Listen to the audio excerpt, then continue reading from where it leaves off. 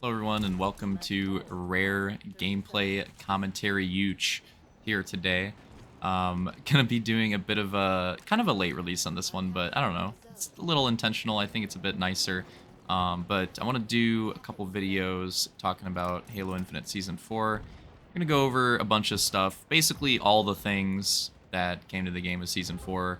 I want to talk about the squad battle playlist in particular. I'm not going to talk about it that much in this video. I had a gameplay for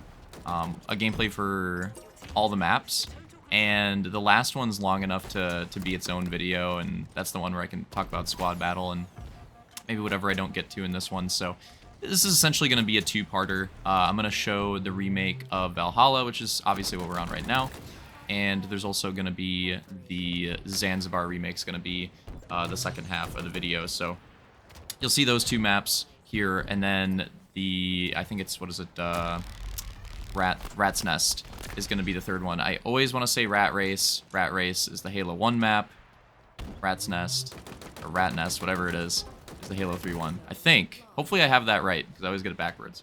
But that'll be in the other one, so there you go. There's the setup, and I'll talk about the racing side of it, too. We'll just go over, like, pretty much all of it in this video. And again, it's been about a month now of this season, and it's another long one. It's another 4-month long season, so I think it's been long enough to collect my thoughts on it and everything.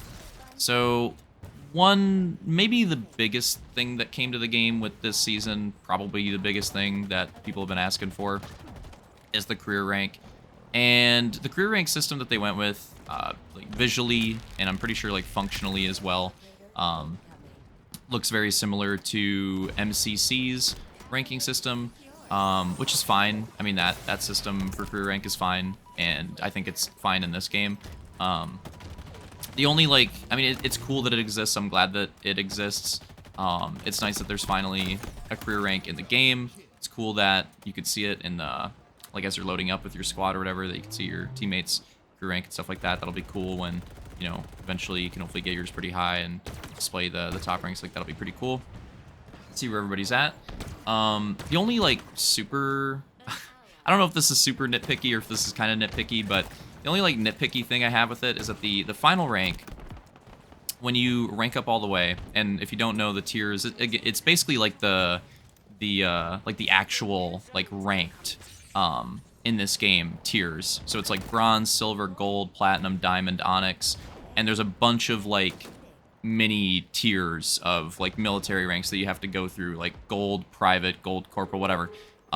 There's the big bronze, silver, gold, platinum, diamond, onyx, and then there's the, you know, multiple like mini ranks that you go through in all of them.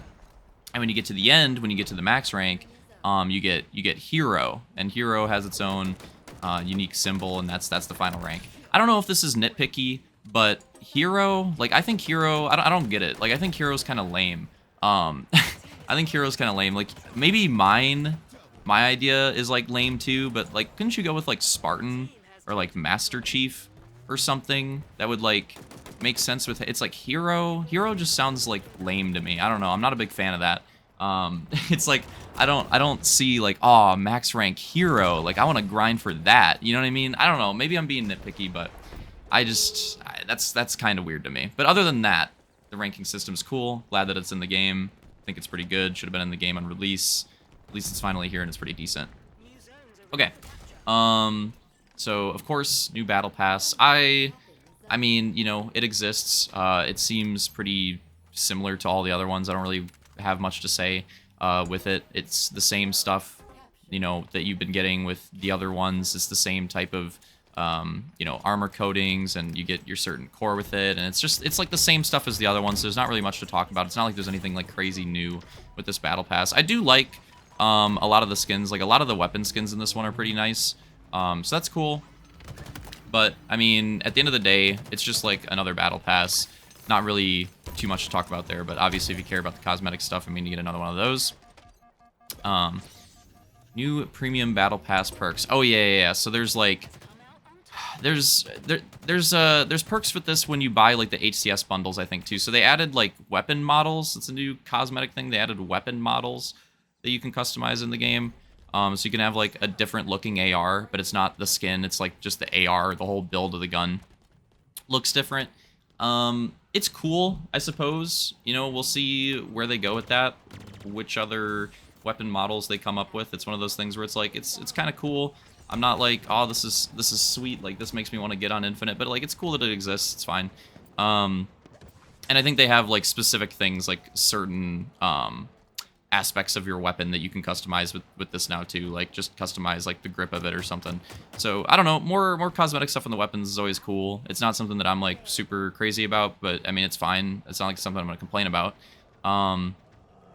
No, I know a lot of people complain about like the cross core and stuff like that, with the armors and the coatings. I don't think there's anything new with that. I think it's still the way that it's always worked, but it kind of sounds like they're starting to head into the direction of trying to make it that way, and you know, make the customization a little bit more open in the future seasons. Maybe that's kind of what it sounds like to me. I don't know if that's like confirmed or anything, but they've had statements, and even in like the blog post I'm looking at, it kind of sounds like that. So not in this season, but something to look forward to maybe. They added a new equipment to the game, the translocator. This thing is like, it's fine. I don't know, I'm not really too crazy about it. It's cool, but I'll put it this way. Personally, I would have rather have had a new weapon in the game.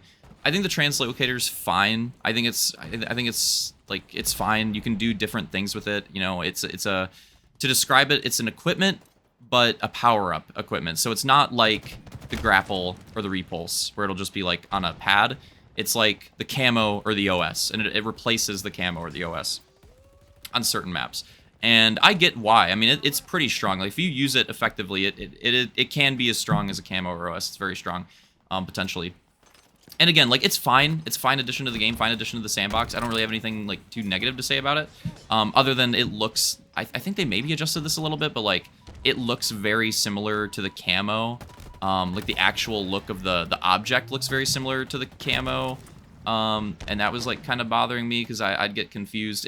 Like on whether it's the camo or the translocator. It's one of those things where once you get used to like what maps they put it on, then your brain will start to readjust, but I'm just so used to playing OS or camo on these maps. So them putting the translocator on maps that had camo or OS got me confused a few times. But that's kind of like a minor nitpicky thing, not too big of a deal. Oh yeah, so getting back on track. Yeah, I just would have rather have seen a new weapon added to the game. This is a criticism that I've had of Infinite, and I've been specifically saying, especially for like, I mean, probably since the game's come out, but especially like the last year or so. The weapon sandbox in this game, it's they love to tote the sandbox and talk about it, talk big about it. You know, ever since the game's come out, that's like always what they talk about, which I find ironic because the sandbox in this game is shit. It is not good. Like literally directly compared to the previous Halo release, Halo 5. The sandbox in this game is piss poor.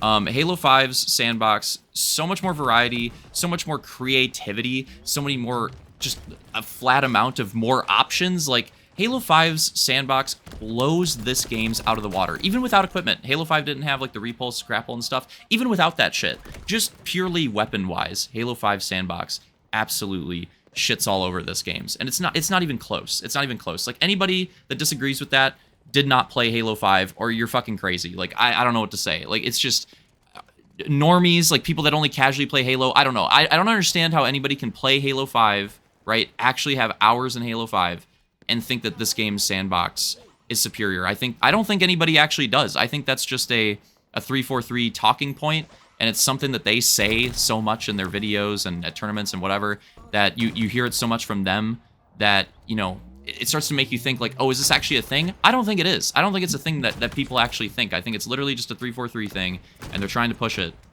when in reality, it's not good. So I would have liked to have seen a new weapon added to the game. They added the Bandit in Season 3.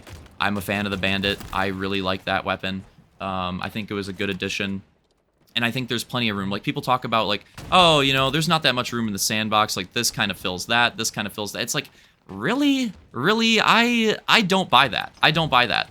Even with weapons that are, like, you know, similar to other weapons, but, you know, slightly different, I think it's fine. Like, why not have spaces for those weapons? Like, for example, the Covenant Carbine. Like, you could have something like that, and sure, it fits into a similar mid-range tier as, for example, like the BR or the Bandit, but you could give it, like, a faster fire rate, you could give it, like, more ammo capacity, and it could fill a different role. And even if it's only slightly different, it still gives you a different experience, and it's a different option for different players that might prefer that type of weapon. You could talk about that with the Covenant Carbine. I could talk about the Railgun. I could talk about the Saw, the Sticky Det. For Halo 4, haven't seen the Sticky Det in forever. That was kind of cool. Like the Reach grenade launcher. You could go on. You could go on. And then I could even go into like the Warzone weapons in Halo 5 and the different variants there. Like the sandbox in this game is super lacking.